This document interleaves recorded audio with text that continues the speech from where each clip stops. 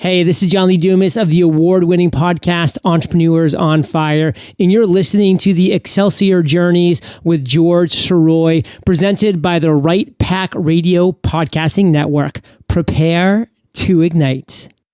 Is there a burning desire within to share your creativity with the rest of the world? Do you insist on pursuing your passion by any means necessary? Then you are on an Excelsior journey, and you are not alone.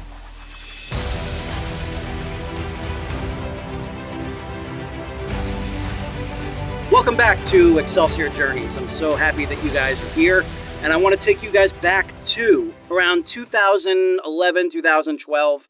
I remember being on Facebook quite a bit, still on these days. If you want to check me out, I'm at facebook.com/ExcelsiorBooks.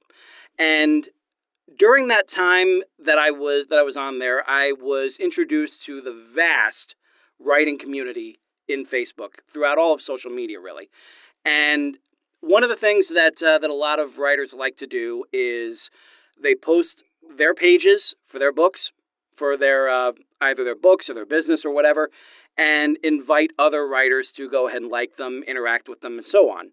And basically, it's just known as like for a like. Now, a lot of time, because of the Facebook algorithm changes and everything, it's not as frequent, but at the same time, it's still something fun to do to support your fellow authors. And during that time, that's when I came across a children's book author named Sheri Fink.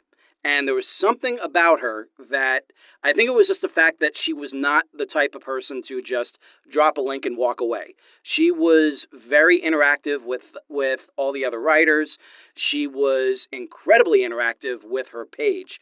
I've never seen at that time, I had never seen an author so busy with their page, and it was so inspiring to watch post after post after post come up and everything. I was just like, that is somebody I definitely need to watch out for, and it's definitely somebody that I would love to emulate from my own page.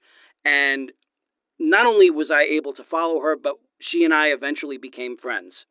And even better, in 2017, when I was vice president and conference chair for the Missouri Writers Guild, she got to be our keynote speaker. And she even got to bring her boyfriend at the time, now husband, Derek Taylor Kent, and he also got to not only teach a masterclass with Sheri, but also got to teach his own class.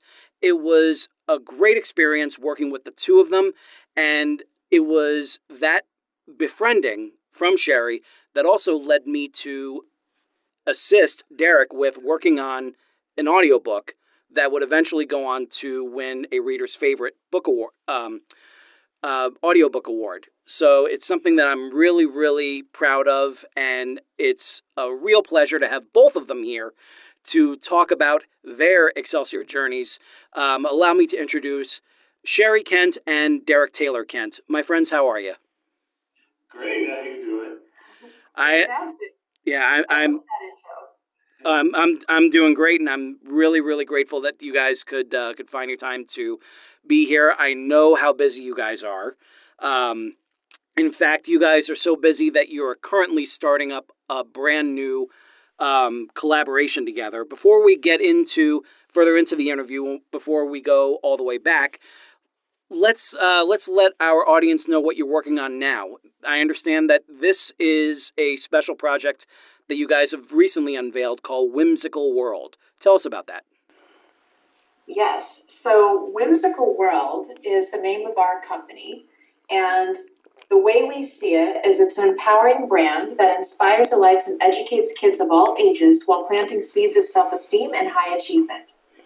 And we are so excited to inspire kids to believe in themselves and to fall in love with reading through the power of whimsy and imagination. Perfect.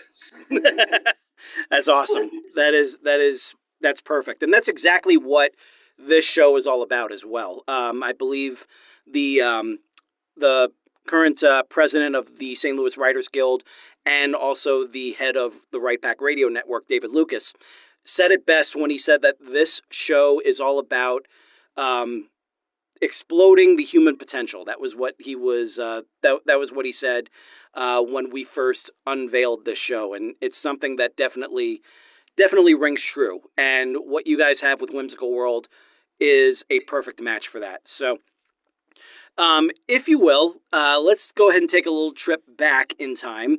Um, I understand that you guys have really worked so hard on both of your brands, on both of your stories and everything. But what was that defining moment? Do you remember that defining moment that led you to believe I want to tell stories? What was that moment like? For me, I mean, I was always that kid that was creative and like creating all kinds of things. I loved writing books. As soon as I learned to hold a pencil, I was trying to like write stories and draw things and express myself that way. I was also constantly making things up and creating little businesses. Like by the time I was 8 years old, I had 3 or 4 little businesses I was running from home and going That's door awesome. to door and selling like greeting cards and stuff like that. Like when I was a little bit older, I choreographed a musical featuring the neighborhood kids, and then I charged their parents $0.25 to come see it in my backyard. That is fantastic. What was the musical? I was that kid. Like that was fun for me. Like when I played Barbies with my sister, my Barbies all had businesses, and I used to annoy her. So I think it was just kind of in my blood, and no one in my family was an entrepreneur. They had never known anyone like me before, so they weren't quite understanding of why do you play like that? Like that seems like work. But for me, that's always been fun, and I think I've always had that sense of wonder and whimsy. Like I like to say, I'm still an 8-year-old girl. And so I also have to say that to our listeners, yeah, whimsy is a perfect word to describe Sheri, because you can see all these great pictures of her like on her own website, and like especially the mermaid pictures. Those are fantastic, and wearing different colored wigs and everything. It's definitely something that she comes across as someone that any kid would look up and say, "I want to be your friend. Can I be your friend?" Thank you. I love that description. Yeah. So I I didn't start trying to do it professionally until 2011. Really, that it was only that recent? Yes. I had written. So I had grown up very very modestly in rural Virginia. And during that time, my mom planted a seed in me that I would be the first person in my entire family to ever go to college. And I didn't know what that was, but I could tell it was really important to her. And so I kind of put all my creative, entrepreneurial, artistic stuff aside, and I focused on doing really well and getting good grades in school so that I could get a scholarship to go to college. And I did, and I worked really, really hard. And I liked it so much. While I was in the corporate world, I went out and got my master's degree and then got a business management certificate later, and I climbed the corporate ladder, and I did that for over 12 years. And I got up to the top of the ladder at my company. I was the first female executive, and then I realized the ladder was up against the wrong wall because I kept thinking, when I achieve this, it'll feel this way. When I get that promotion, it will be better. When I switch this other company, then it'll feel right. But that never really happened. And even though I had many successes that I was very proud of, and I made friends with so many great people and great clients, and I learned so much, especially about marketing, it just didn't feel like it was the long-term right thing for me. And during that time when I was going through the soul searching of figuring out, if I'm not this marketing executive, who am I? I had this gift of adversity. And this woman who was in my company was bullying me, and I didn't know what to do. I actually found it very heartbreaking and disturbing, and I tried everything and nothing worked. And one day I was driving to work, and I was thinking about how much I wanted to run away, and how my mom was a single mom. Like, she raised me never to run away from a challenge, and I had worked way too hard to get where I was to run away. So I felt so helpless, and I had this moment of complete surrender where I was like, help me, I will do anything to change this situation. Wow. And to my surprise, this idea came to me about a rose that grows up in a weed bed, because she's different, thinks that she's a weed. and then it wrote through me in the car. So I had a bunch of stoplights on the way to work, and I was writing it on the back of an envelope with a mini golf pencil. And I had never experienced anything like that before, because when I was a kid, I was always creating from my head. But this didn't feel like that. It felt like it poured completely from my heart, from beyond me. And that was the writing of my first book. And it wasn't until a year later, when I was having a random conversation with someone after I had left the corporate world, and she was talking to me about writing and asking me all these questions. And I was like, I've only written business and marketing. And she's like, no, you've got more. And in that moment, I remembered that little story tucked in a drawer. And I said, well, I do have this story. And she said, tell me. And I told it to her. And she said, I just got goosebumps. You have to do something with that, because my grandchildren need that message. And that was the first time I thought, maybe it's a children's book. And I couldn't stop thinking about it. So within 6 months, having no experience in publishing and not knowing anyone who did authoring or anything creative, because I had been in the corporate world for so long, I figured it out, and I made a lot of mistakes, but I made it happen. And within 6 months, I had published that book independently. 2 weeks later, it became a #1 bestseller on Amazon. I was so inexperienced, I didn't even know that had happened. Like, someone had to call me and tell me, like, to buy a bottle of champagne. And then it stayed at #1 for over 60 weeks. Wow. And I think that is when I knew this could be viable for me, that it was resonating with people, and that message needed to get out. So I think I've always known it on a deep level as a kid, but then I didn't fully embrace it until I was like pushed to my edge as an adult. Do you still have that? Do you still have that piece of paper? I do. Nice. I have it like locked away, like preserved. It's like gray sports almanac that Biff always kept. Just like, That's right. Can't leave that laying around. Exactly. Yeah.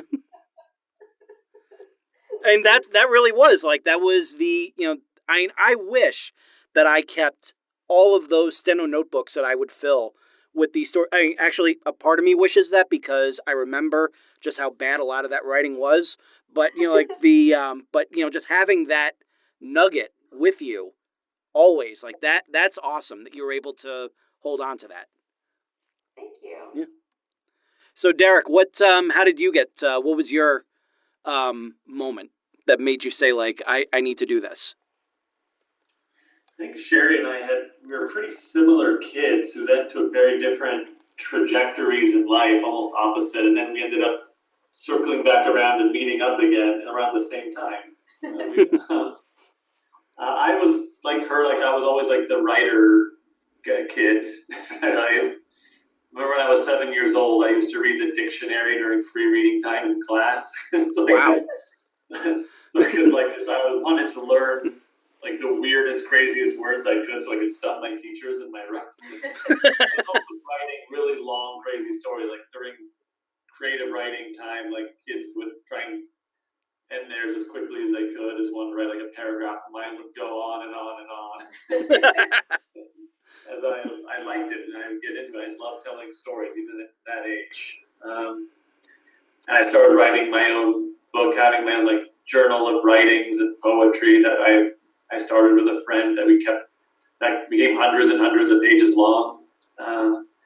So I was just always I was writing skits all the time and performing them. When I was 11 years old, we'd have like ongoing sitcoms in class. Nice. So I felt in my heart, I like making my friends laugh. That's why I kind of did it. Yeah. I felt like I sharpened my teeth as a comedy writer growing up as my whole life. And then when I was 15 years old, I became obsessed with Dr. Seuss, like re-obsessed. Like I loved him as a little kid. I became re-obsessed when I was 15. And I decided I want to try and write stories like he did in the lyrical, rhyming style, but mine were more like fantasy, kind of like Wizard of Oz, Lord of the Rings stories. Oh, that's awesome. Those are my first children's books I started writing, and I had this whole series planned. It was going to be like a whole empire kind of. My mom was doing the illustrations, and she was a very well-known artist for Disney and Lucasfilm. No kidding. Wow. Yeah. So she was going to illustrate them, and that was my whole plan. Right. When I was 15 years old, like, this was going to be my life. I'm going to write these Dr. Seuss fantasy books, and my mom was going to illustrate them. Right. but she couldn't finish them. Uh, All these kind of like life out, and then she wasn't able to ever finish. But she had like really great samples. yeah. It was kind of enough that when I graduated college, I had like 4 books in the series done, and I submitted them. I was able to get a very small agent who wasn't able to sell them. And I kept writing picture books like that without illustrations. But nothing would ever happen with them. Hmm. And so then, around at that point, like right after college, I got obsessed with something else called Harry Potter. There you go. Yep. I was like, oh, wait a minute, that's what I need to be doing. Things that don't need illustrations. Right. I came late to that party. I remember like my friend Brendan Murphy kept on telling me. It was just like, you gotta read Harry, you gotta read Harry, you gotta read Harry. And finally it was just like, all right, fine. And this was about a year after Goblet of Fire came out. So I was like, all right, fine. I'll go downstairs where I was working at the time, and I went ahead and bought a copy of Sorcerer's Stone on paperback. Read it in about a week. Went back downstairs, bought Chamber of Secrets. Read that in a week. Went back downstairs, bought Prisoner of Azkaban, and yeah, I was pretty much hooked right then and there. So yeah, what did you get? Did you get in like right at the beginning, or did you get in like later on in the game? I got in at book 3. Oh, nice. Okay. Yeah, I remember seeing them I was going to UCLA, and I started seeing them. They had these huge displays of them all over a UCLA bookstore. I'm like, what is this? I get kind of like jealous when there was like a hot new children's book author. I was kind of trying to do that myself. I'm like, why is this so good? Like I was snubbed my nose at it. Yeah. So okay, I'll check it out and see what all buzzing up. Then I became like, right after book 1, I was like the biggest fan. But I realized that's what I was into. I was like, I love world building. Yeah. So I just wanted to. What I was doing was kind of what I did. I didn't realize it at the time, but it was all wrong. For like trying to sell children's books and what picture books are these days. I had a very antiquated notion of the idea of what picture books were.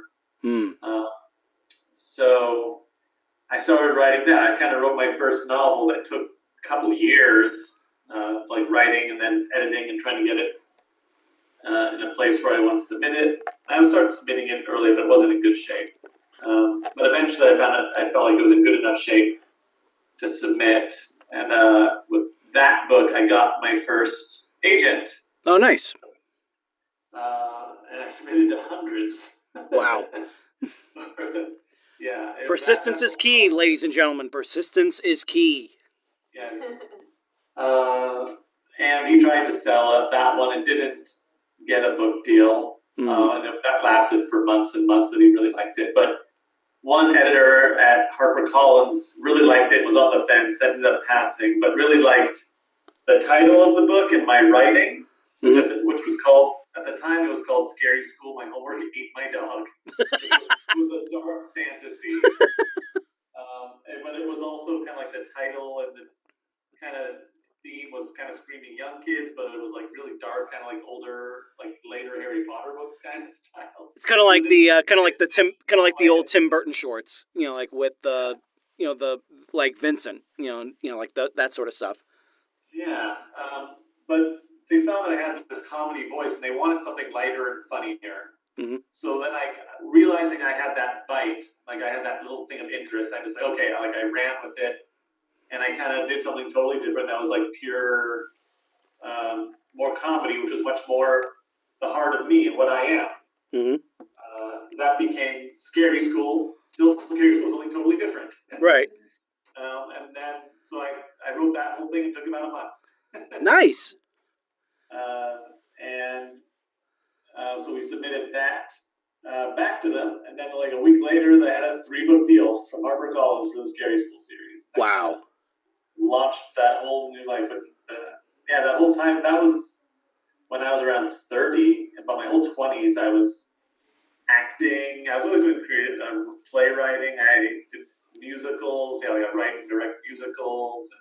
And I was doing musical improv. I was always had to do like getting my creative fulfillment while also working various odd jobs.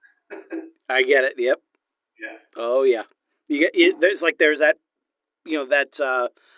like that burning fire within you. You're just not sure how exactly it's going to form, but it's there, and you can't let it go out. Yes. Right. So the so so sc- so Scary School, and everything comes out. You get that 3 book deal and everything. How was everything developing, after that? Um, let's see. I was kind of plunged myself into the Scary School because I got that 3 book deal, and then I was on contractual deadlines to write all the next ones. Mm-hmm. But I was also kind of like Sheri, very marketing minded and oriented. So I was also suddenly thought I had to create this whole business and persona around it because I wrote it under a pseudonym. Really? Derek Ghost. Yeah. Der- Which was kind of like You said Derek the Ghost? Kids and create a little mystery, kind of like a Lemony Snicket. Oh, okay. Whose author is character. Yeah. So yeah, I spent months. I worked with a company to create a whole website, and I built this whole mystery of Derek the Ghost, and I started introducing myself to all the local bookstores, and just thought like, okay, this is what I'm going to be focused on for the next several years at least. And I was hoping, it's going to keep going with Scary School. It didn't turn into something totally different. Mm-hmm. But I had to launch not only my old books and writing, but also to launch a whole business at the same time and figure out what I could do that other authors wouldn't. So I made a lot of mistakes along the way. I learned a lot during that time period, which was really the most valuable thing about it, I guess, is how much you get to learn from all the mistakes you make. Oh, yeah. Some of the successes too, things that that worked. Right. Was there one particular lesson that that you kind of took from, just like, okay, I'm never doing that again? One thing I definitely learned, I remember I hired a publicist off the bat because I thought that it would, I could, they could get me a lot of, whether it was magazines or talk show appearances and all these things. So you pay a lot of money, almost your whole advance on a publicist that I kind of realized afterwards I could have done all of that myself.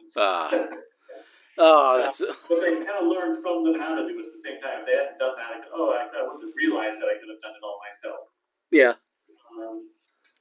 And also creating that persona, like that Derek the Ghost thing, ended up kind of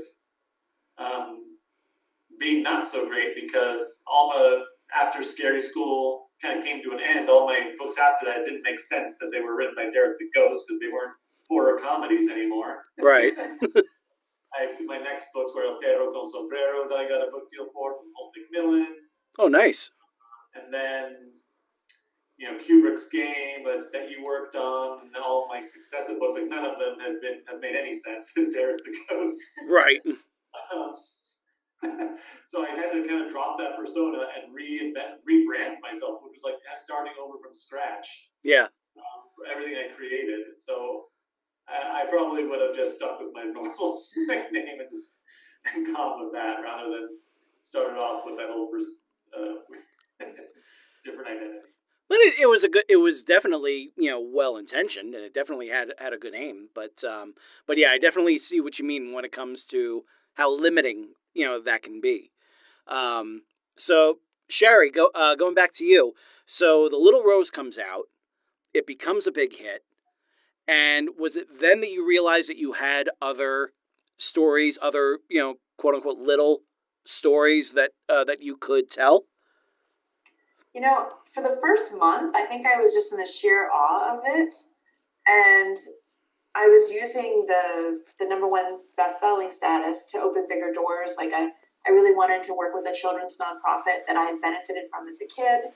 So once I had that credential, so to speak, I was able to open that door. Which nonprofit was that? That was for Reading is Fundamental. Reading is Fundamental. And they have a website, right? Oh yeah. They're referred to as RIF. Mm-hmm. And what they do is they provide 2 to 3 free books per year to students in low-income areas that can't afford books for their own home. Oh, wow. So, like, when I was a kid, all my books were either from the library and had to go back, or they were from yard sales and they had been written in by other kids and crayons and all that. But because of Riff, I had 3 brand new books that I could choose from when they were popular still in my home every single year. Oh, that's terrific. So That's terrific. I was kind of focused on that angle of it, and I had thought to myself, oh, well, I'm a #1 best-selling author. My mom is proud of me. I checked the box, like moving on, I'll get another marketing job. Right. And about a month later, I had another idea. And that's when I started thinking about the little gnome. And I kept seeing his face and his rosy cheeks and his yellow hat in my mind's eye. Yep. And I was like, what now? I'm busy marketing this other book. Like I knew a little bit from, my business experience that you needed to ride the wave while it was still there. Oh, yeah. And now's not the time for me to write this book. But eventually I had to sit down and just pay attention. And I wrote it and I fell in love with him. And I thought, oh, well, okay, I'll have another book. I'll do it the same date, this March 22nd, a year later, because that was the day that the Little Rose had come out and it was successful. So I thought, well, I'll put it on my lucky day. And then once the Little Gnome came out, he also went #1, but he did it faster than the Little Rose.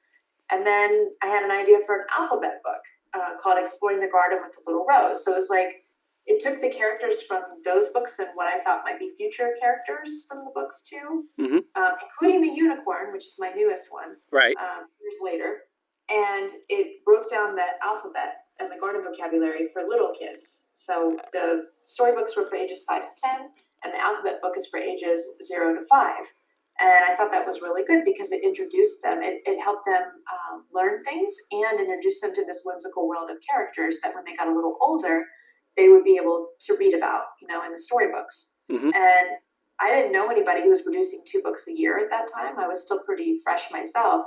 But I decided I was going to go for it. And I thought I was at first afraid that I might saturate my own market too much, that maybe there wasn't enough demand for 2 books in 1 year. And I was talking with someone at the time, and he was like, but you're getting asked for this, right? And I said, yes. And he's like, well, then why hold it back?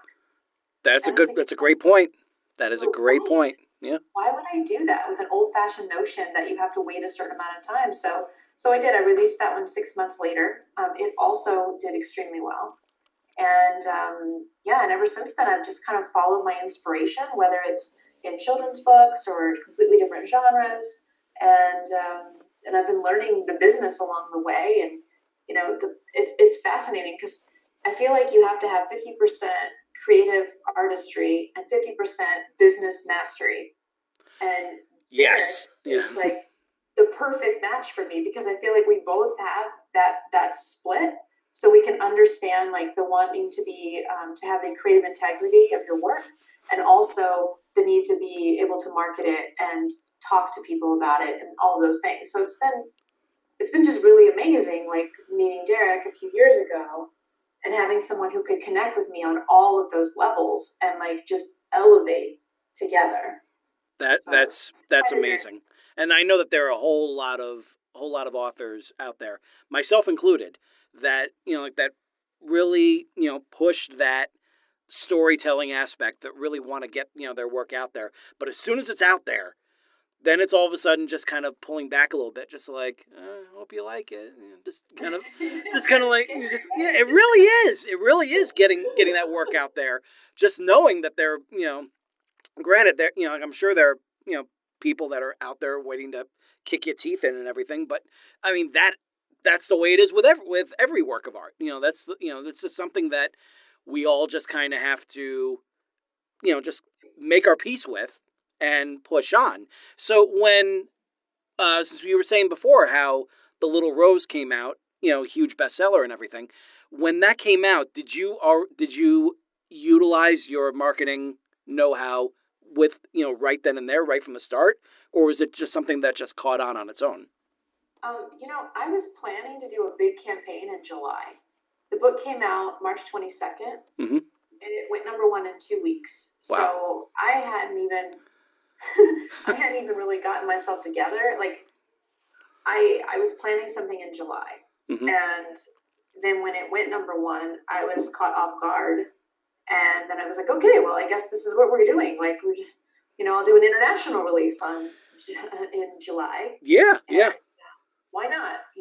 So I think it's the kind of thing, like, I've always dreamt of being able to have a positive impact on a lot of people. Mm-hmm. And I guess in some way I'd always hoped that it would be books, but I didn't know for sure. And I was very timid at first.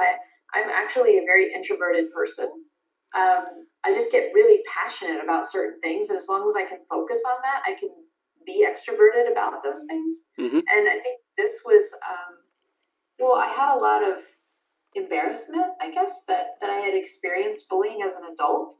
And at first I was I think like a lot of writers, I was very shy about telling the origin story, but that's what people really wanted to hear. And what I'm finding even now, all these years later, is that that's what connects with people. I mean, I still get letters each week from people who've been through the situation that I went through, or they're going through it right now, or their daughter's going through it now, or their little tiny child is having it in preschool. It's insane. Wow. So I feel like the more vulnerable we allow ourselves to be and the more honest and authentic, the more we can connect with readers and genuinely help them, because we're all human and we all go through crazy things. And if you hold that back and just pretend like you're Princess Perfect, people never get to know the real you, and they never get to know the real them. Yeah.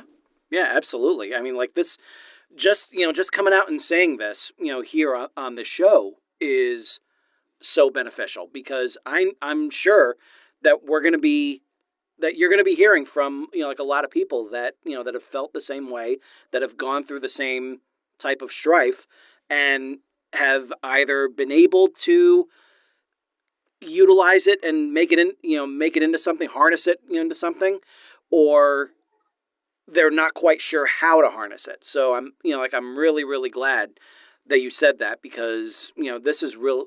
I honestly believe that this is going to strike a chord with people. So, so The Little Gnome comes out.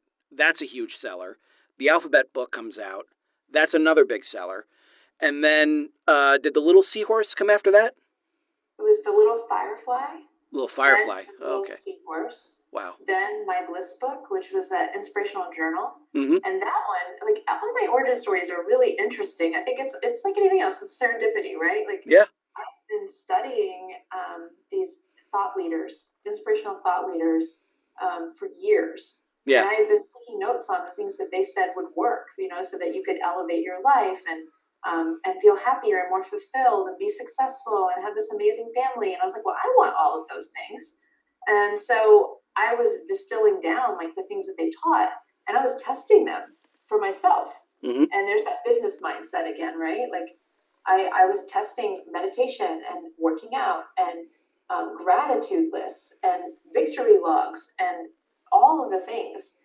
And what I found was I distilled it down to the things that move the needle the most for me on a daily basis. And I had made I was just printing them out, like, on my computer, like a daily sheet that I was keeping track of everything, one per day. And I was using that, and people started asking me in interviews, like, how are you? They'd start following me on social media, Mm-hmm. and they'd say, how are you accomplishing so much and having more fun than everyone else I know?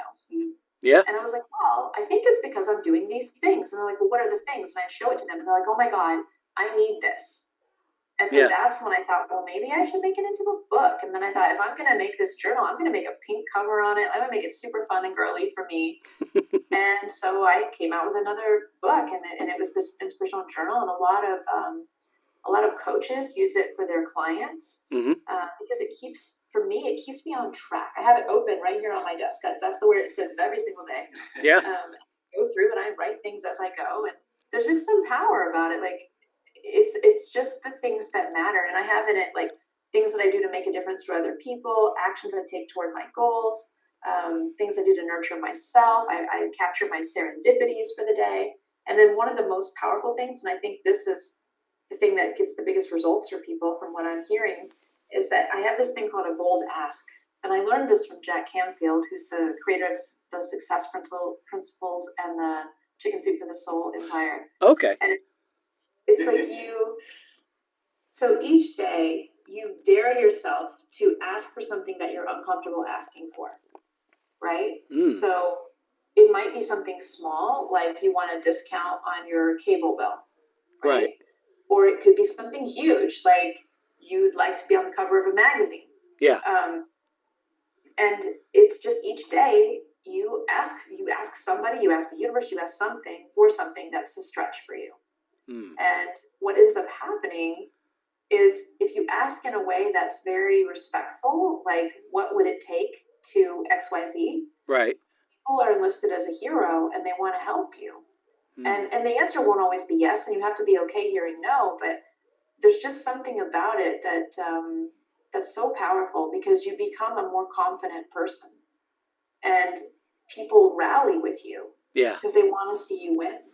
And that's something I put in there and that I work on every day. That's awesome. Were there any specific types of quotes and everything that you kind of, took and held on to?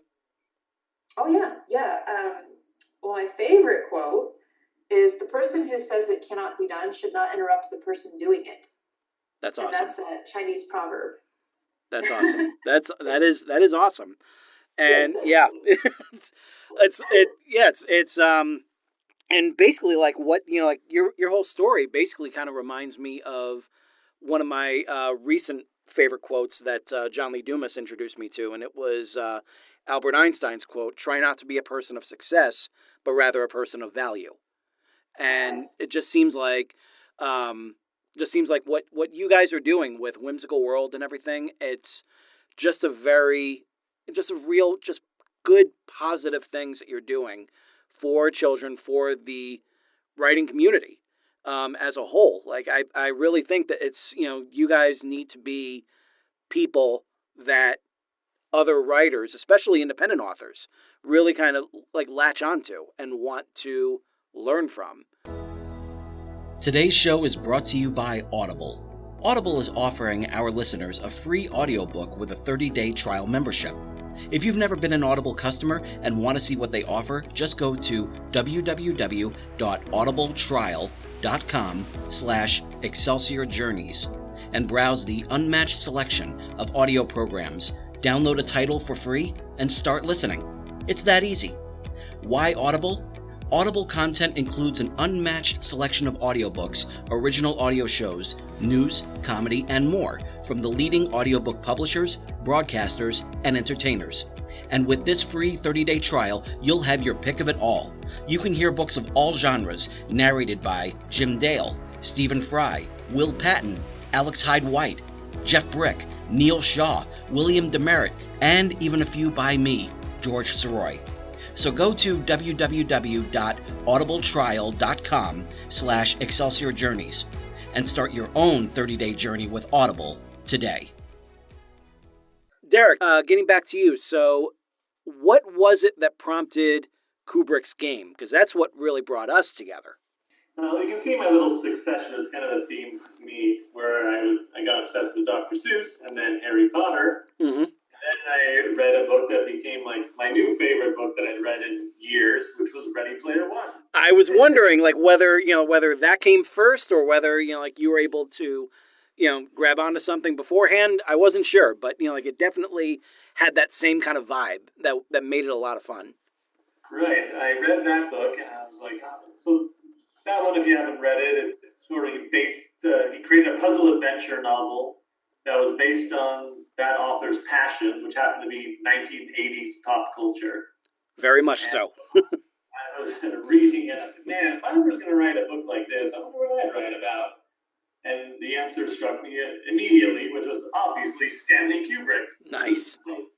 He was my favorite director, and I've been obsessed with him since I was about 14 years old.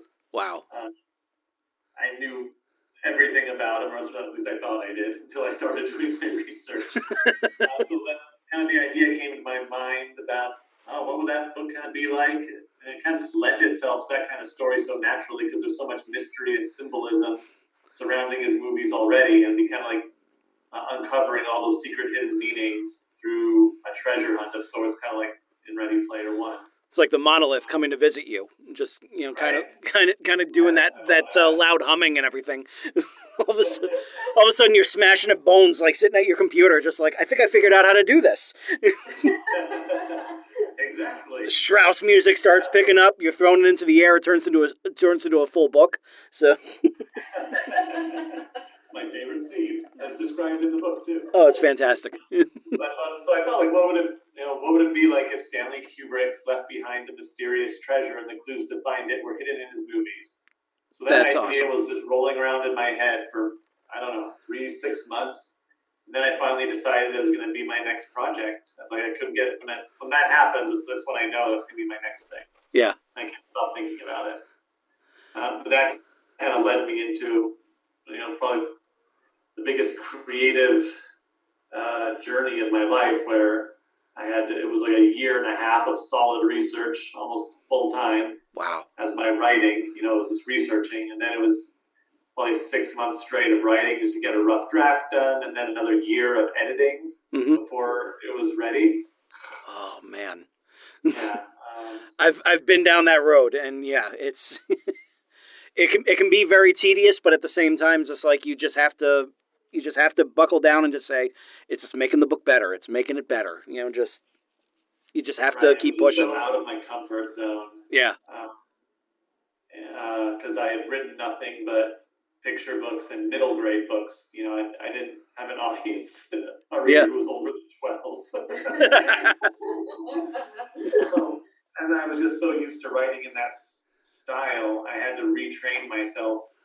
And I'm still not sure I was entirely successful, but I worked and worked at it, and I worked with a lot of great editors on it who helped me get it as good as it could be. Yeah. Yeah, those editors, man, like they can, oh man, they can do so much, for your book. Like if I weren't for my story editor, Jerry Geller, my content editor, Rebecca Jaycox, Excelsior wouldn't be anywhere as good as it is now. Yeah, I worked with about 4 different editors on Kubrick's game at one point or another. Man, that's a lot. Yeah. But there was a lot, there's a lot of work that went into that one. So like yeah, but even after all that, gave it to my agent, and he couldn't really secure a deal for it because I got positive feedback on it, but all the publishers thought it was too niche. They didn't think Kubrick had a big following. I mean, like, oh, you don't understand. Like, it's not huge, but his fans are rabid. Yeah, exactly. It's just like this is about quality of fans. It's not about quantity. But you can't really get people to kind of get behind that kind of feeling. Exactly. I tried to convince him. No, it's like the Da Vinci Code. It's not like there's a huge following for Renaissance art. Right. But like you learn about it and it's interesting. That's why everyone loves it. Yeah. And they couldn't convince them. That's a damn shame. But I actually got some help from Ernest Cline in it, which was awesome. I kind of befriended Ernest Cline. No kidding. Yeah. He did a book signing at a store near me, and I made sure I was there. This is like when Ready Player One first came out. I was like, it must have been one of the first readers. I went out as soon as I heard about it. It came out. I went out and got it. And I figured out that there would be a little treasure hunt in it. Yeah. I asked him about it. And then it turned out there was one, or there was like a secret little game within the book. Oh, nice. Which inspired me to do that for Kubrick's game as well. Mm-hmm.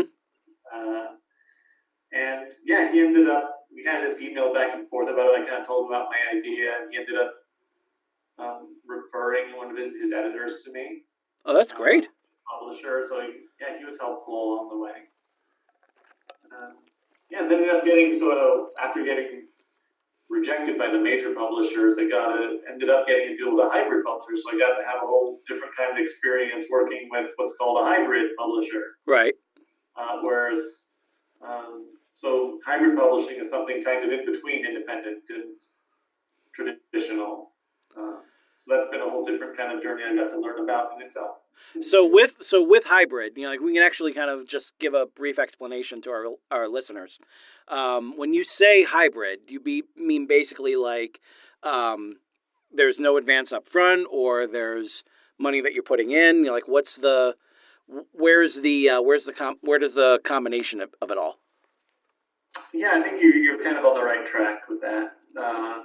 There's when Kubrick's game was going, there was around 5 or 6 hybrid publishers in existence. Mhm. I'm not sure if all of them are still around. The big one, that everyone kind of, the famous one that got like $4 million in seed funding, ended up going out of business. Oh, jeez. Scary, yeah. Yeah. But mine's still around, which is called Evolved, and I think there's a few others that most of them are very specialized. That's how they're able to make it work. Like they just do romance, they just do sci-fi. Oh, yeah. Okay. What I'm with is more varied, but I think focuses on thrillers, Mm-hmm. and I think thrillers, sci-fi, YA. They used to do more children's books, so they've kind of gotten off that. Right. Anyway, yeah, they have no advance that I know that any of them give. Hmm. Fees are little to nothing. Like I would never go with a publisher where you had to pay exorbitant fees. Those are usually called vanity presses, and most of them are just not scrupulous, and they kind of. I don't believe in their business. And their time for the most part is pretty much past anyway, because like Amazon decided they wanted to make things a little bit more open to everyone, and between that and Ingram Spark doing basically like allowing for much lesser There's priced no stuff. good reason to, except people just still fall into the. I think they just feel lost and don't know anything, and this just feels like an easy way out. All they need to do is give money, and everything will be taken care of. Exactly, which is never the case. Yeah. Just a little bit of research and work into it, they realize they don't need to. Right. So the hybrid press, I got top quality design, formatting, editing, everything the traditional publisher would do. And I got to keep around 70% of the royalties. Versus, Oh, nice. when I do traditional, I'll get 5 to 10%. Right. Plus the advance. So it's no advance, but you get a lot more on the back end. Yeah. So, and they have more of a marketing behind it also than I would otherwise have just by myself. Like they have a readership and a fan base just for the company, and they do a lot of advertising to help boost sales. That's always good. They have a reputation for publishing quality work. Mm-hmm. So you get all those things that you wouldn't otherwise get. So I think it's an interesting way to go. You just have to weigh everything. Is different for everyone. What's best for you. Right. It's sort of a longer payout than it would be with traditional, where it's more, I eventually kind of made what I probably would have made with a traditional deal anyway. It just took longer. Right. Okay. Yeah. So the book comes out and everything, and then was it right after the book came out that you decided to pursue the audiobook? And I knew right away I was going to do an audiobook with it because I think the market is growing and it was the perfect fit, especially with the fan base, and I love audiobooks myself. Right. I listen to a lot of them. Mm-hmm. So I was very excited about the prospect of making one. Yeah. And since I was doing it with the hybrid publisher, I got to have kind of almost complete control over it, which I would not have otherwise had. That's awesome. That's awesome. huge. Yeah. So you go ahead. You take those steps and everything, and who should happen to be your narrator? But I'll let you pick it up from here. I want to hear this story. How you got him involved? I was thinking about who would be the perfect narrator for this book, and I happen to be a huge Star Trek fan, Mm-hmm. especially the Next Generation. Uh-huh. And the person who immediately popped into my head was Jonathan Frakes. What attracted me to him was that he was also not only a great actor with a great voice, but also a great director. Like, yes. I loved his directing, so I thought he would be able to really connect with the material, which happened to be about a great director and directing, and it's all in film analysis. And the main characters in it are also there's some actors in it as one of the main characters. We could he could connect to it on all those levels, which was great. And it was, to top it off, we got Yvette Nicole Brown to do it with him. Right. It was something kind of new, which I wasn't sure I'd be able to do, but she played a character in the book, and so for a lot of the book, she gets to do her scenes with Jonathan Frakes, and they were right there in the room together, reading it like a radio play. That's awesome. Yeah, and that then is Nicole awesome. Brown, you know, from Community, Talking Dead. Right. She's on some new TV shows now on CBS. She's kind of like, but she's like kind of branded herself as kind of the geek girl ambassador. Like in that world, she is like the number one person. She now is the, you know, so Hall H. She's the, what are they called? The moderators. The moderator, yeah. Yeah, I mean, just like seeing how, you know, she has evolved and everything after, you know, after doing this book and everything. I mean, talk about a slam dunk, you know, between these two to be your narrators. Like, that's just... The process for getting them wasn't... I just kind of did the standard process. I found out they had voiceover agents, and I talked to their voiceover agents and made them an offer, and luckily they took it. It's fantastic. Hey, whatever works. You know, like you got to have that. Got to have those voices, man. Like those, they were great too. So with that, the audiobook comes out. Well, actually no, the audiobook does not come out. What happens is in, I want to say late 2016, am I correct? Mm-hmm. All right, so late 2016, Sheri reaches out to me because at this point I had gone into audiobooks myself. By this point, I had already done my lessons with Jim Singer over here at Clayton Studios. I had gotten myself in front of the microphone. I had gotten myself familiar with it all. I had recorded the first version of Excelsior that I would make an audiobook out of. I would do another one the next year. But I started not only getting involved with narrating, but also because I'm a one-person project, doing all of the editing and the mastering and everything, you know, like as well. So Sheri reaches out to me, and she asks me to assist her with the editing and mastering of her books, of her audiobooks for both The Little Rose and The Little Seahorse.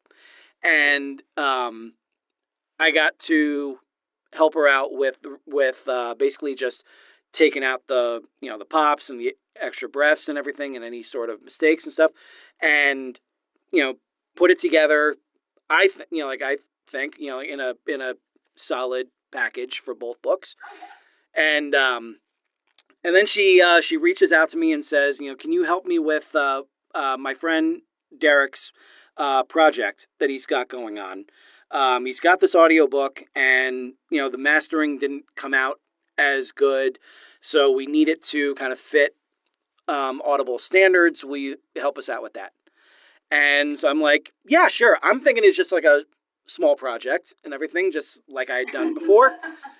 That was not the case. But what I got was just something even more awesome, because once I got the details about this, it was just like, I saw that this was Jonathan Frakes, Yvette Nicole Brown. It was like, I get to make sure that their book, their narration and everything gets to come out on Amazon. Yeah, I'll do it. Yeah, why not? I'll do whatever I can to make sure this works. And it did take some trial and error, a couple of times around and everything, but finally I was able to crack it. And I believe it was early 2017. That's when the audiobook came out. Am I correct on that? I think so. Yeah. It might have been right around Christmas time. I remember at least doing like the last bit of stuff right around Christmas time, I want to say. Like around, like Christmas Eve or so. It was right around the time when I found out the Giants made the playoffs. So it was a good week. We'll just say that. It was a good week. I was not expecting the trials we had with that, because I had done my Scary School audiobook myself. I literally recorded it on a Tascam in my car. Oh, wow. And it was accepted right away. I had no problems. I've even won a couple audiobook awards. Great. And this one, I put a lot of money into like getting this expensive recording studio, Mm-hmm. and I had hired a master. I kind of did some of the editing myself. Right. It took about a month, but then like the mastering, getting it all sweetened up, I hired, and then it was not being accepted by ACX. Every time it was getting rejected. We realized there were some issues with the studio that we didn't hear at the time, but you heard on the microphones. So there was air conditioning or something that was making it unacceptable. Mm. And so it took weeks and weeks of like submitting and no, this is still a problem. No, this is still a problem. It took way longer than we thought, but you came in and saved the day for sure. Well, I was glad I could help. And when I heard that that it wound up winning the audiobook award over at for Reader's Favorite, like that to me was just like that was my a good like stand up and cheer moment for me. Just knowing that that I was at least able to help with getting it over that hump to get it to where it was. It was really like it wasn't my kid, but you can say like I was kind of like the teacher who got to get that student from 12th grade, get him out and into college. Just If you go on the Reader's Favorite website, I think you'll see a picture of Jonathan Frakes wearing his medal. Yes. Really. Yeah, readersfavorite.com. That is awesome. That is awesome. I still have yet to submit anything to Reader's Favorite. It's something that, I've submitted stuff for review. From Parts Unknown got a 5-star award and everything. I was very happy about that. But at the same time, it's like I'm still kind I'm awards. Tell me about these awards, because you guys have done really well on the award side. How has that been? So when I first started, I didn't know that there was a difference in quality with the different types of awards, because how would you know, right? Like you didn't know anybody who's winning them or entering them. So you kind of learn as you go, I think, unless you're lucky enough to know other authors, and then you can ask them, or you can watch this show and learn all about it, obviously. Right.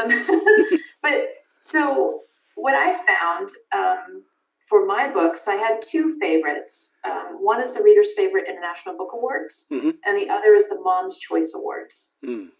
Both of them have committees of judges that judge on not just the story, but also the quality of the book, the storytelling, the illustrations, the way the book is put together, all of that.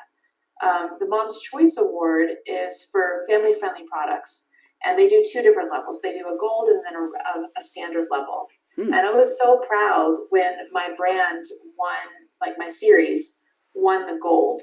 That's awesome. Because that's a panel of moms who do nothing but test all of these amazing family products. And they're saying this is the best in family-friendly entertainment.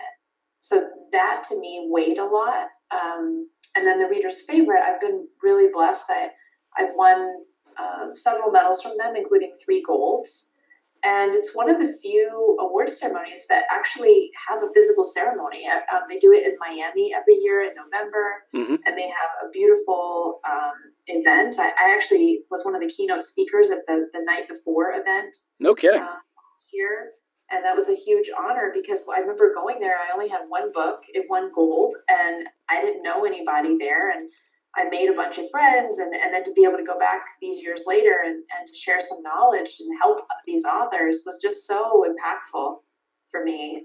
So that's the one I'm very consistent about entering. And then it's also good for other genres too, though. Like we were talking about Kubrick's Game, Derek's Thriller.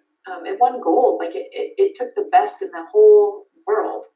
And that's incredible. So those are the ones I like the most. There are some that are very much like vanity and pretty much anyone who enters gets honorable mention. And I don't like those because I don't think that's a judge of real quality. Mm-hmm. And I like the ones that actually put some marketing behind it too. Like both Reader's Favorite and Mom's Choice have, they have cred. Yeah. People care what they say, and Reader's Favorite actually does a big press release, and they've been such supportive organization. Mm-hmm. I've been able to enter all the books that I've published to them, and I really like them. That's great. I did a lot of research on awards, and there's a lot of them. Yes. I think any authors listening, don't fall into a trap of submitting to everything that your book qualifies for, because it's just they're expensive. Yes, that's one thing that I've noticed too. Like, I mean, like there are a lot of awards out there that's just like you pay $75 and you'll get submitted for this one, and then if you pay just an additional $45, you'll get submitted for 2 categories, or and then so on and so on. But from what I saw, Reader's Favorite seemed like it was one of the more reasonable in terms of fees. Yeah, and they actually have that ceremony, and when you go, like they have a buffet dinner. Yeah. And you can your guest, and your family can attend. It's really nice. And then the other one that I like that I have not been fortunate to win yet, haven't entered much, only entered one book in it so far, was the Florida Authors and Publishers Association, the FAPA Awards. And Derek just won silver for Best Juvenile Fiction, I believe, for Principal Mikey. So I remember seeing the a post about that. Yeah, like there was like a picture and everything with the medal. Am I right? Yes. Yeah. They have an award ceremony in Orlando. That's awesome. So, that one is also, I believe, is a good one. Very nice. Okay. So keep that in mind, like authors, like, yes, it can be very intimidating if you believe you want to roll the dice and everything and try the award circuit and everything. But, do what Derek and Sheri did, do your research, find the one that you feel, works the best for you and works best for your wallet. Like you don't want to just, throw money at everything that, that's under the sun, because there's no, at the end of the day, you'll feel, like it almost feels like you're buying an award or anything, like you're buying like a seal or something to stick on your book. And there's more to it than that. And you don't need all of that. Like you really, if you win one legit award, it's an award-winning book. You're an award-winning author. Yeah. You don't have to continue to prove yourself in that way. Your money and your time, in my humble opinion, would be better invested connecting with your fans. Yeah. Yeah, absolutely. So, around the time when I had finished my part on the Kubrick's Game audiobook, by this point, Sheri and I have, known each other for a few years, I would say. Been communicating like off and on and everything. And at that point, obviously more so because, now we were doing business together and we were, just enjoying, conversations and everything about writing in general, keeping each other posted on, their different projects. And one of the projects that I had on my plate at that time was being the vice president and conference chair of the Missouri Writers Guild. And I was named this in 2016 at the annual conference in May of that year. I was not at that conference. I was at home, and I got a sudden text from one of the attendees who was there, simply saying congratulations. And I said, okay, thank you. For what? And little did I know this, but apparently there's a little something that I've learned. When you reach out to the president of a guild, if she happens to be a very good friend, and at that time you're a publisher, when you say, if there's anything I can do to help out with the board, just let me know. She will take you seriously on that. And it won't be just like, sergeant at arms, or, it'll just be an officer in good standing or whatever. No. That's when I got an email from the president of the Missouri Writers Guild saying, congrats, Mr. VP. And and sure enough, all of a sudden I was named vice president and conference chair of the Missouri Writers Guild. Now, the conference chair part, they didn't really tell me that until after the fact. But so all of a sudden it was a matter of, okay, you've never done this before. Let's see how you do. And so it was definitely, an intimidating start. But I do have to give credit to to the Missouri Writers Guild president, Robin Tidwell, for being so patient with me.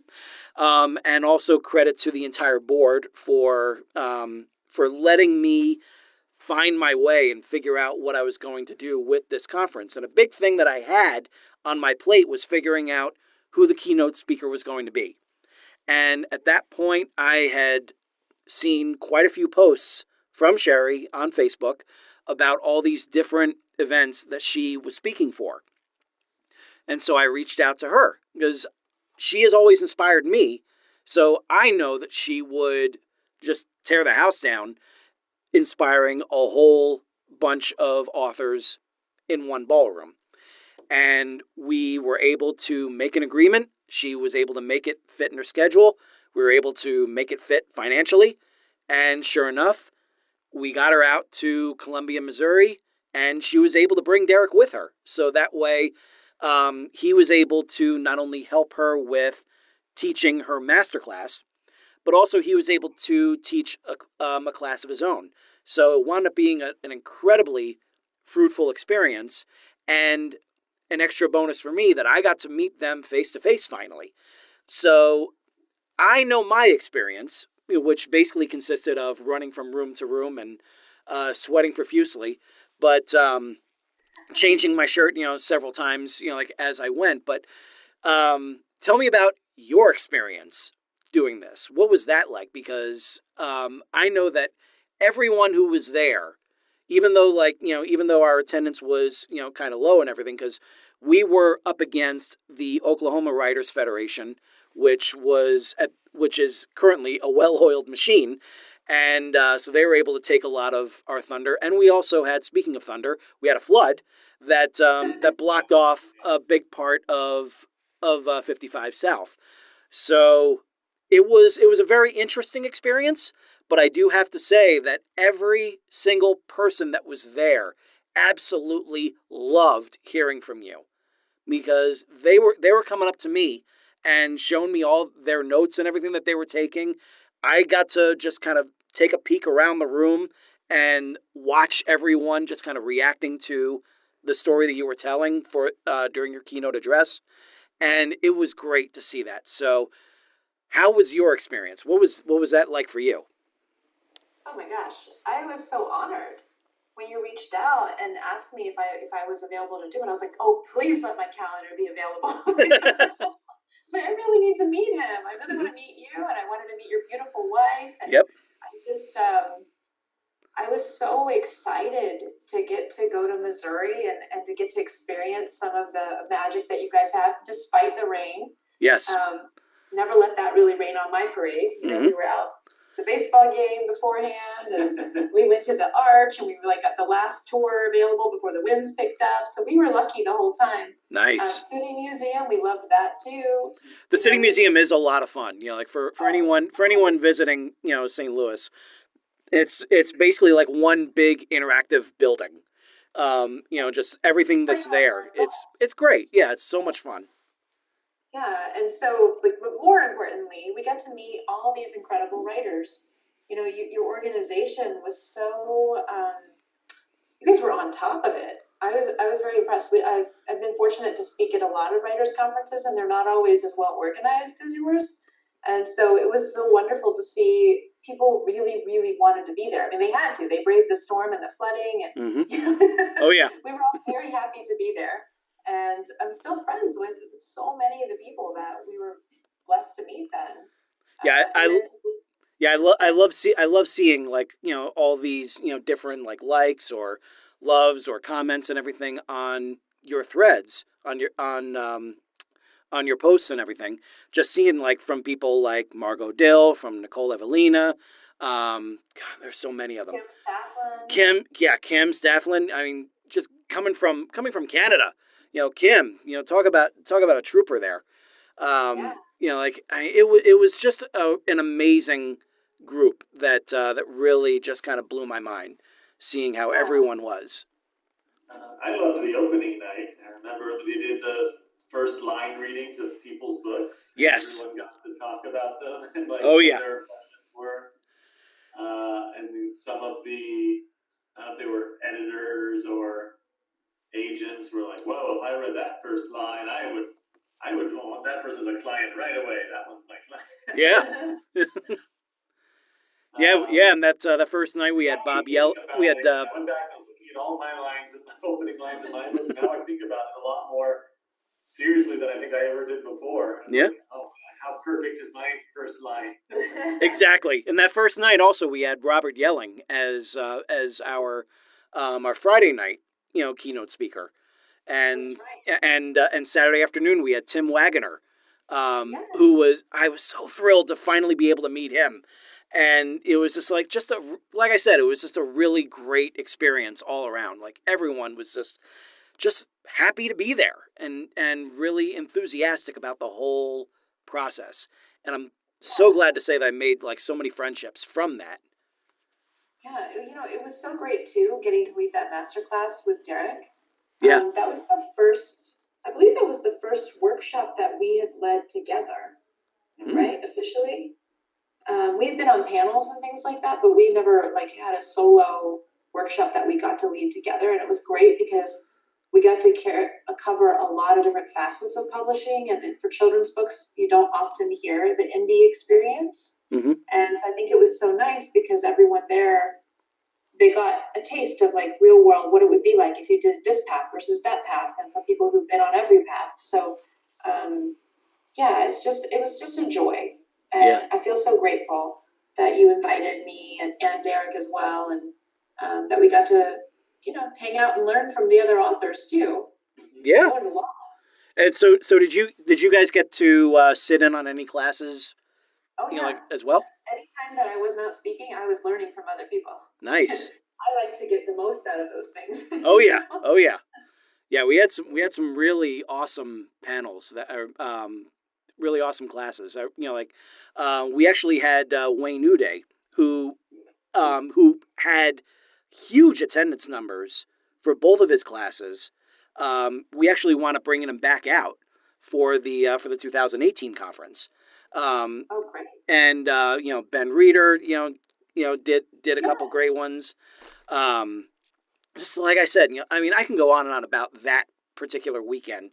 Just like thrilled about the fact that we got through it, and that everyone involved had a really good time. So like that to me is just like, and it's something that would not have happened on my own. It's one of those things you just kind of needed that little push from someone. And like, obviously you don't want to like, say like, hey, thank you for bullying me, but at the same time, it's just like when that happened with you, it's almost like that kind of feeling and everything, you were able to take it and harness it into something positive, and it's one of those things where just like, it's something that's part of your legacy, it's part of your history and everything. And the way that you're able to take it and work it into something completely different is great. It's something that a lot of people could stand to learn from. Thank you. Yeah. I really believe that we get little signs, right? The little things that bring us joy. You get that little moment that you feel that, ooh, it's so juicy good. If you don't follow those, and I was definitely ignoring them at that time because I was like, no, I built this ladder. I'm going to climb it, Right. I invested everything in this ladder. I need to hold on for dear life. Mm-hmm. I think if you don't follow those little pings, the universe will find a way to redirect you, and it won't be as painless as the other route. Right. So, I try to pay attention. Like when I get those really good feelings about things, I'm like, oh, well, how can I do that now? Or how can I move a little bit in that direction? Or what's my next logical step? Or what feels like the right thing? And I'll just try it. I'm much faster because I don't want to learn painfully. I'd rather Right. rather just be partying down the path, Yeah. And obviously, like, going down this path, like it led you to Derek. Yes, so like, how did you guys like eventually, meet up? Those are, talk about, paths colliding in a really great way. Yes, Mr. Kent, how did we meet? I thought it was kind of interesting that our first books came out right around the same time, right? Yeah, the same year, and 2011. that's right. Mine came out in June. And mine came out in March. Wow. Yeah. So after all those lives, she was in corporate world and not thinking about writing, and I was for 15 years trying to get my writing out there. Yeah. They both happened to kind of come out right around the same time, which was pretty cool. Yes. So we didn't really, I think, officially meet for the first time until we were both invited to a school visit that we did together back in 2016. So there was our friend, author Adam Newman, invited us to his kids' school, where I think there was a big group of authors coming, around 20 authors, and we were both invited to go and do shows and sign for the kids afterwards. So we just met there, and kind of got connected. Yeah. And then we met up again at San Diego Comic-Con a few months later. There you go. And we kind of both got to have an actual conversation there for the first time. It's kind of like a business lunch where we talked about our careers and, our dreams and aspirations. That's awesome. We started dating a few months after that when she invited me to her little soiree she throws after Orange County Children's Book Festival. I do this event for authors and illustrators that I'm friends with, because the OC Children's Book Festival is the largest children's book festival in the world. And they had 45,000 people there last year. Wow. And it's always one of my biggest events. I'm on stage, I'm at a booth, I'm signing all day. It's usually very, very hot, like surface of the sun hot. It's always the hottest weekend. Or it's boring. Either way. It's a tough day environmentally. And it's all outdoors. So I do this get together because I was finding that I'd see my friends when I was setting up and I'd be waving at them or whatever, but I wouldn't have any time to talk to them because I wanted to focus on the fans. So, and at the time, I was single. I was doing this all by myself for years, and I'm starving at the end of it. I didn't have time to eat, and I'm like, I go to a restaurant, eat by myself. I'm all rainbowed out or whatever color my hair is. So I'm like, I'm there, and I'm like, wow, I spent all day with people, and now I'm all by myself. Or I drive all the way home and then eat, So I'm like, we're all here from all these different parts of California and some people from beyond.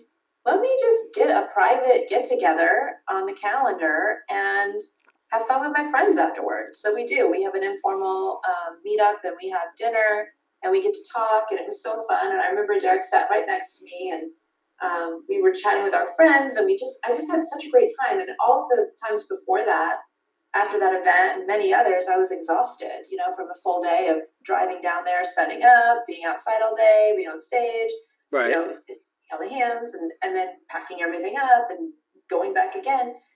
And this time I felt really energized. I was like, wow, I don't want this night to end.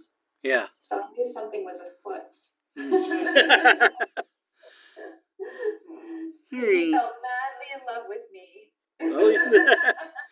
Now, speaking of the, single girl and everything, finding love, since we have this, this perfect segue, tell us a little bit about Cake in Bed.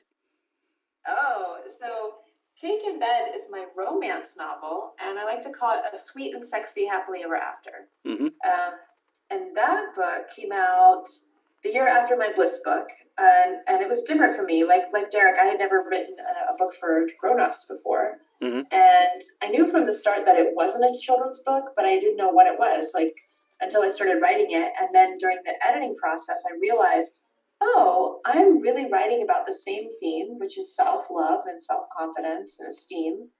I'm just doing it for a different audience. The same messages I have embedded in my children's books, empowering people to believe in themselves and their own personal power. That's exactly what was in my romance novel too. Nice. And it was really fun to write. It was really freaking hard. Yeah. It's so many more words than a children's book. Yes. Yeah. And that journey was 3.5 years till it came out. So I was very excited when I finally got it out. And you put that you put that out on Kickstarter, right? Yeah, well, it was part of it. Yeah. So with this book, okay, so it's not going to surprise you that I've always been a big dreamer. Right. So with that book, from the moment that I came up with the idea for it, I also had this vision of doing this incredible world premiere party with it. Nice. And we all have that, like any writer and everything, like they've seen, the season 5 episode of Sex and the City where Carrie got her launch party and everything. So, yeah. Oh, I've actually never seen that. But well, I'll rephrase. A lot of writers I have seen that. I'll just say that I have seen that one. So. But I really wanted to do a red carpet event where people would be very elegantly dressed, and I would serve them incredible sensual foods. Well, not me personally serving them, but they would be served. And I wanted live music, and I wanted to have this really talented MC, and I wanted to have surprises throughout the night. And I basically gave 85 people my dream date in Beverly Hills. I had 11 people fly in from other states for it. Wow. It was amazing. And part of that was funded through the Kickstarter. So I knew that party was going to cost a lot. Even though I was very economical about my choices, it was much more than I could afford. Like I had spent so many years writing that other book. And when I was deep in writing it, the last 6 to 8 months especially, I wasn't speaking as much. I wasn't doing as many promo things. So I wasn't selling the way that you do once you have a big new launch. Right. So I needed to figure out a way to fund it. And I thought, the other thing was I didn't have a fan base in romance. Mm-hmm. And I wasn't sure. I mean, I know a lot of my fans are moms and who buy the children's books for their kids, but I wasn't sure how many people would follow me down that path. Right. So I thought, I need to build a new one, So how do I do that and get people excited about it before the launch and get them to invest in it in advance? So I thought, well, I'll do this Kickstarter campaign. And I had all these tiers, and everything was like, there was never like a straight up donation. It was more like, I want this package of goodies, and this is the price for it. So I came up with some very clever things. I'm actually really proud of it. It was the hardest I've ever worked. Like the worst 30 days of my life. Like it was I tell people it'd be easier to get a full-time job, like for real. Right. Much easier. But it was successful, and it enabled me to do this incredibly lavish event where I had a former mayor as the MC, and I had all of the things that I had dreamt of. I gave long stem roses to everyone. There was what I called a bliss box, which had sponsored gifts in it. That it was like a cake box, which was perfect for the theme of the book, and it was just really incredible. And I tapped it all off with this big surprise where I had a London jeweler donate a 5-carat ring, and wow.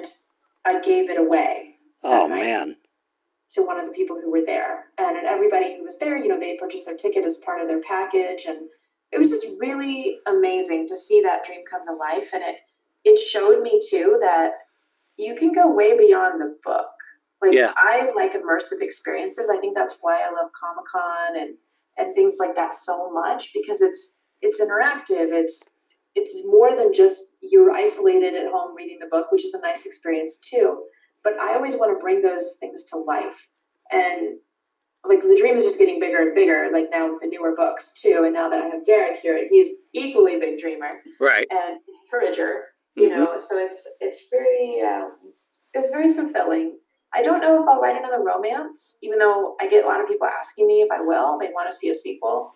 And I have ideas for 3 more books in that series, but I don't feel inspired to write them right now. Right. So I'm really trusting that.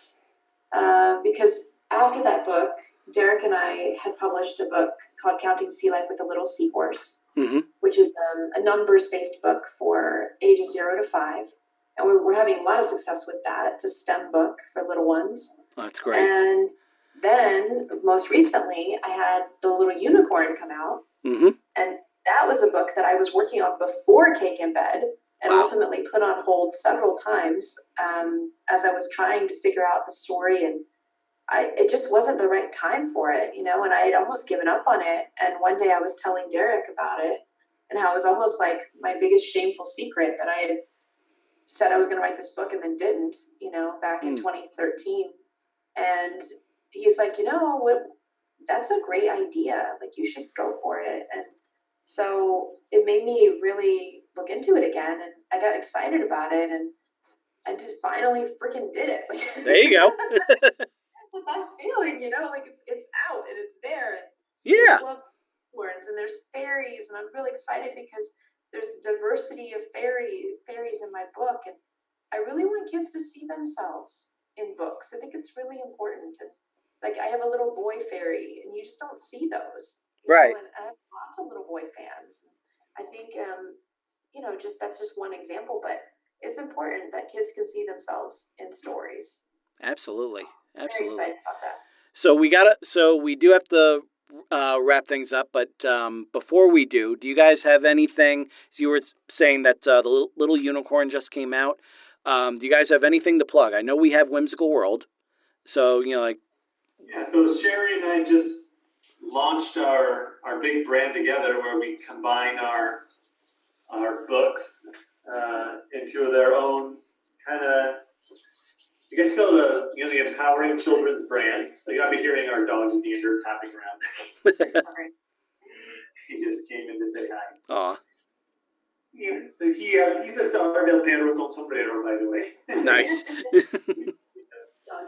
So Whimsical World just launched. You can see us at whimsicalworldbooks.com, and there's a little movie that we created that it's only like a minute long, that tells our story and our mission of the brand in a fun little cartoon you can watch.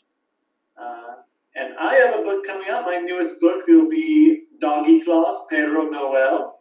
So it's bilingual, like El Perro con Sombrero, written in Spanish and English, about Awesome. Santa Claus's dog, who wants to bring presents to all the dogs in the world. Oh, that's fantastic. When's the release date for that? November 13th that comes out, and bilingual books are going to be a big part of our upcoming plan. I think we're going to try and have at least one or two a year coming out. So you can pre-order it now, Doggy Claus, and El Perro con Sombrero sequels should be coming out the year after. Awesome. You guys, thank you both so much for being a guest here on the show. Really appreciate it, and I really hope that that all of our listeners, authors, non-authors, whatever, you know, you have a dream, you have a passion, you recognize it, you go after it, and you don't let anything get in your way of achieving it. You guys are perfect examples of living the Excelsior journey. So thank you both so much for being a part of this.